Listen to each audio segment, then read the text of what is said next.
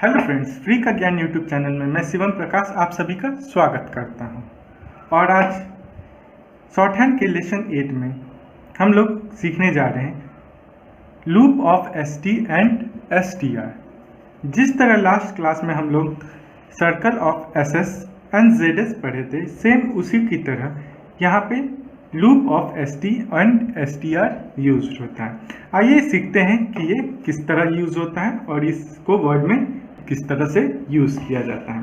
तो शुरुआत करते हैं एस टी से।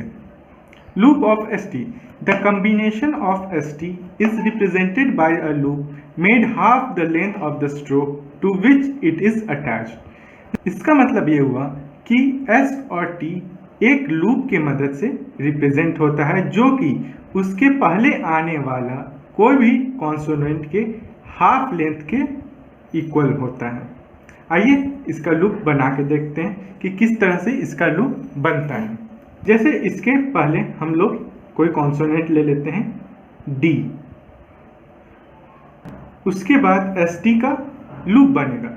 लूप बनाने के लिए ये जो कॉन्सोनेंट है इसके लास्ट से हाफ तक, इस डी के लास्ट से हाफ साइड तक ये लूप बनेगा और ये होगा डी एस टी, ठीक है।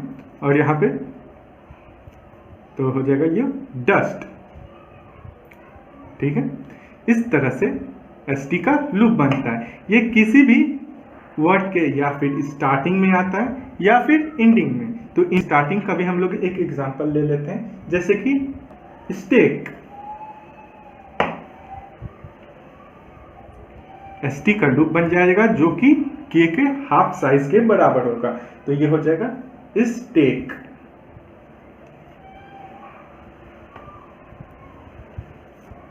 इस तरह से एस टी का लूप बनता है जो कि कॉन्सोनेंट के हाफ साइज का बनता है। आइए इसके साथ ही कुछ और एग्जांपल ले लेते हैं जो कि एस टी का एग्जांपल हो जाएगा। स्टोन, ये कुछ इस तरह होगा। पहले एस टी का लूप और एंड, ये जो लूप रहेगा हाफ साइज का रहेगा, ये एंड के हाफ साइज का, और यहाँ पे ओ का वॉवेल लग जाएगा। इसके साथ ही एक और एग्जांपल हम लोग ले लेते हैं स्टीम। स्टीम लिखने के लिए पहले एस टी का लूप, उसके बाद साथ में एम और यहाँ पे ई का वॉवेल। तो देख सकते हैं आप, जिस तरह एस का सर्कल था उसी तरह एस टी का लूप बनता है। अगर कभी एस और टी के बीच में या एस टी के बाद कोई भी वॉवेल लगता है तो ये एस टी लूप ना बनकर जिस तरह एस टी का प्रॉपर कॉन्सोनेंट लिखाता है उसी तरह से लिखाएगा। जैसे ऑनेस्ट, ऑनेस्ट लिखने के लिए हमें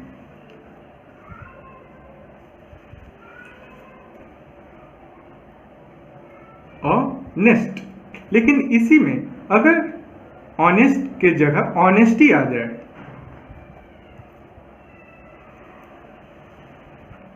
यानी कि एस टी के बाद अगर कोई वॉवेल आ जाए, तो उस समय हम लोग एस टी का लूप ना लगा के एस और टी का पूरा प्रॉपर कॉन्सोनेंट लिखेंगे। तो ये कुछ इस तरह से हो जाएगा ऑनेस्टी। देख सकते हैं। अब ये था हमारा पॉइंट नंबर 1, और पॉइंट नंबर 2 है कि अगर एस टी वर्ड के या फिर स्टार्टिंग में आए या फिर एंडिंग में, तभी ये लूप बनेगा। और अगर बीच में एस टी का प्रोनाउंस आए तो ये लूप नहीं बनेगा। जैसे कि हम लोग एग्जांपल ले लेंगे बेस्ट। यहाँ पे एस टी एंड में आ रहा है तो यहाँ पे बेस्ट ये तो लिखा जाएगा, लेकिन इसी की तरह बेस्ट ऑफ, बेस्ट ऑफ, इसमें एस टी का प्रोनाउंस बीच में आ रहा है तो इसमें बेस्ट, तो ये प्रॉपर एस टी का स्ट्रोक लगेगा, ना कि लूप बनेगा। और पॉइंट नंबर 3, जिस तरह ST जो कि एक लाइट साउंड कॉन्सोनेंट है, उसी तरह डीप साउंड कॉन्सोनेंट जो कि SED होता है, वो भी सेम इसी लूप से इंडिकेट होता है। जैसे कि हम लोग एग्जांपल ले सकते हैं अपोज्ड।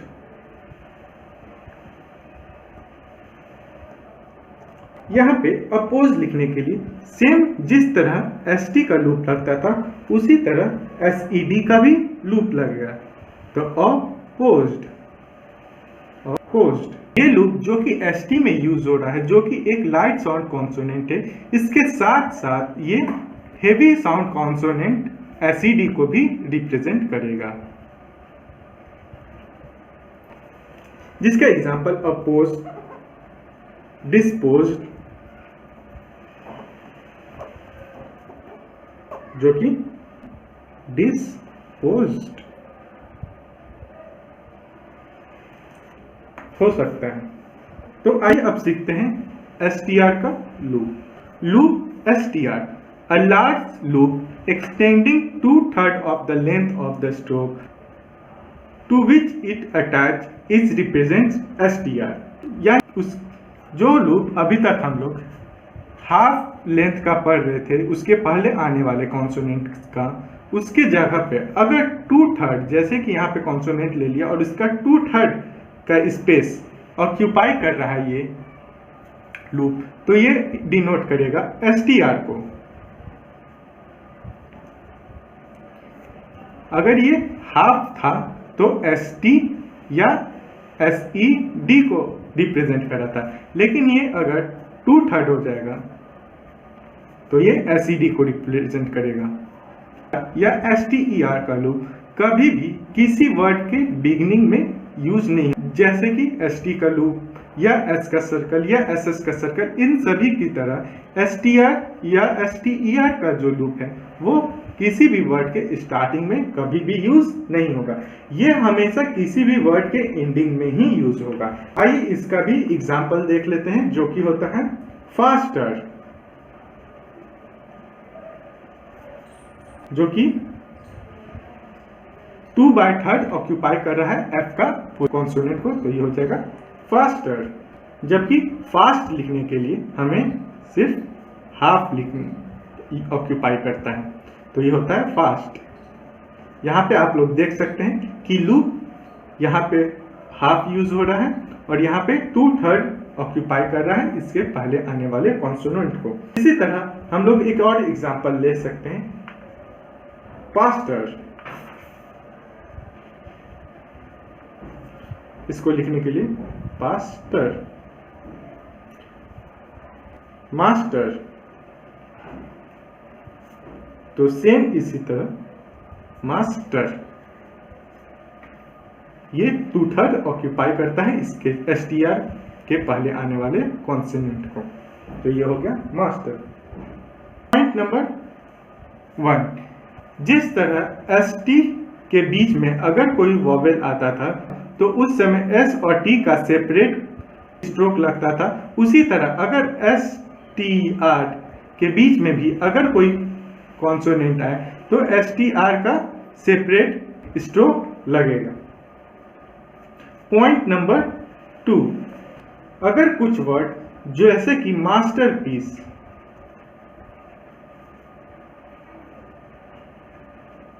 मास्टरपीस, जस्टिफाई,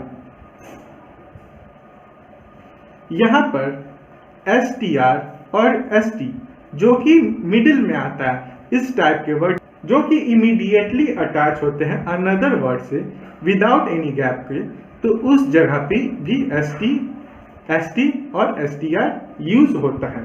लेकिन अगर कहीं पे बिना अटैचमेंट ऑफ वर्ड ST या STR किसी वर्ड के मिडिल में आता है तो वहाँ STR का लूप नहीं लगेगा। लेकिन यहाँ पे आप लोग देख सकते हैं कि मास्टरपीस, ये दोनों अलग अलग वर्ड है, लेकिन ये इमीडिएटली अटैच हो रहा है विदाउट एनी गैप के, तो यहाँ पे STR और यहाँ पे ST लूप की तरह यूज होते हैं। आइए इसको देखते हैं कि ये किस तरह बनता है। तो ये मास्टरपीस लिखने के लिए मास्टरपीस, यहाँ पे M का स्ट्रोक और str का लूप बन गया, फिर p का कॉन्सोनेंट और i का वोवेल और s का सर्कल लग गया, तो ये हो गया मास्टर पीस। और इसी तरह जस्टिफाई लिखने के लिए पहले जस्ट लिखने के लिए, उसके बाद फाई, तो यहाँ हमारा हो गया जस्टिफाई। पॉइंट नंबर 3, अगर कोई वर्ड जिसके लास्ट में str या str है उसके तुरंत बाद s भी आए तो उस टाइम भी str या st का लूप लगेगा। जैसे कि एग्जांपल हो गया लस्टर्स, LUSTER, लस्टर लिखने के लिए लस्टर, और यहाँ उसके और लस्टर्स लिखने के लिए जो कि होता है स्पेलिंग LUSTERS, लस्टर्स लिखने के लिए लस्टर के बाद तुरंत बाद s भी लग जाएगा। तो आप लोग यहाँ देख सकते हैं कि किस तरह से t और str के बाद s का यूज हम लोग कर सकते हैं। अगर यहाँ तक समझने में आप लोग को कोई प्रॉब्लम आ रहा हो तो कमेंट में जरूर लिखें, आपके सभी डाउट्स को मैं जल्द से जल्द क्लियर कर दूंगा। इस वीक के लिए ये ग्रामालोगस है आप लोगों के लिए, और ये कुछ क्वेश्चन सॉल्व करने के लिए। ये आंसर है लास्ट वीक के क्वेश्चंस के। अगर शॉर्ट हैंड से रिलेटेड किसी भी टॉपिक में आपको कोई प्रॉब्लम आ रहा हो या किसी टॉपिक को फिर से समझना हो तो प्लीज़ कमेंट में ज़रूर लिखें, आपके सभी डाउट्स को मैं जल्द से जल्द क्लियर करने का कोशिश करूँगा। Till next week, goodbye. Please like, share and subscribe. Don't forget to click on bell button.